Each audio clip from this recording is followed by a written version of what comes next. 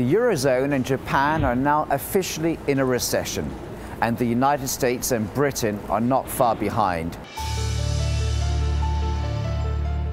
After the unprecedented collapse of the financial markets and the disappearance or merging of major banks, attention has focused on Main Street or the real economy.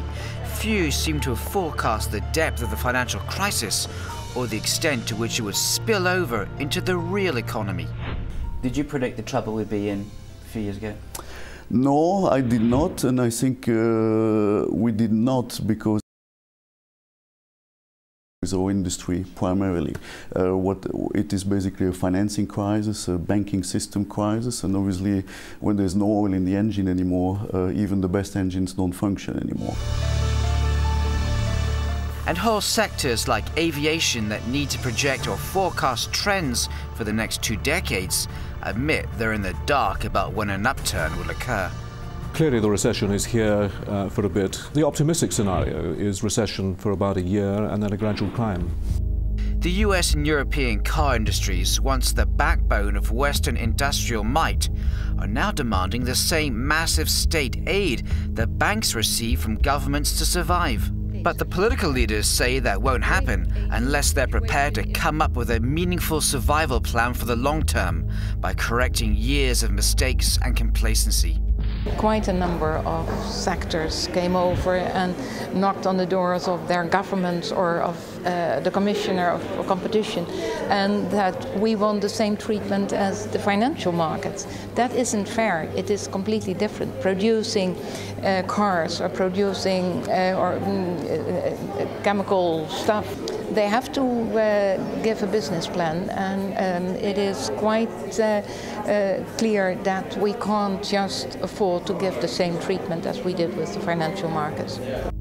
Across Europe and the US, governments have thrown caution to the wind. This week alone, the Bush administration announced a stimulus package, pumping an additional $800 billion into the US economy, mainly for big infrastructure projects, and to save more than 2 million jobs. Britain and its European counterparts have also launched multi-billion-dollar drip feeds for their beleaguered economies. The aim is to restore business and consumer confidence. Would it work? Despite the huge amount of money, the answer is only maybe. Yeah, I'm not sure there's going to be anything that's a silver bullet, but anything that can get credit flowing more freely, that can inspire consumers to have more confidence, is clearly going to be good news for our business. You know, there wasn't one single action that led to this economic situation.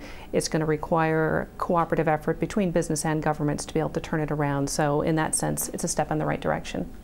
Another step in the right direction may be the team taking shape under President-elect Barack Obama. Choosing Timothy Geithner as the next Treasury Secretary triggered a worldwide market rally. But one stark reality has emerged. It's no longer a Western crisis requiring a Western solution. The G20 summit in Washington, which now represents around 80% of the world's GDP, underlined the G8 members alone no longer have the clout to turn around the world's economy. I think the coming together of the G20 earlier this month was really a very important sign.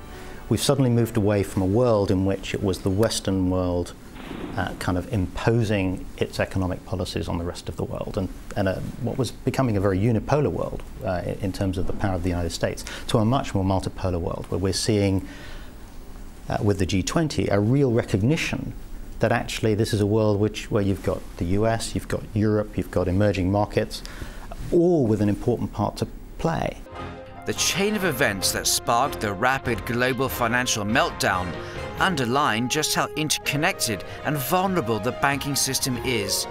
But by working together, a more cooperative global effort might provide the best chance of a fast recovery too.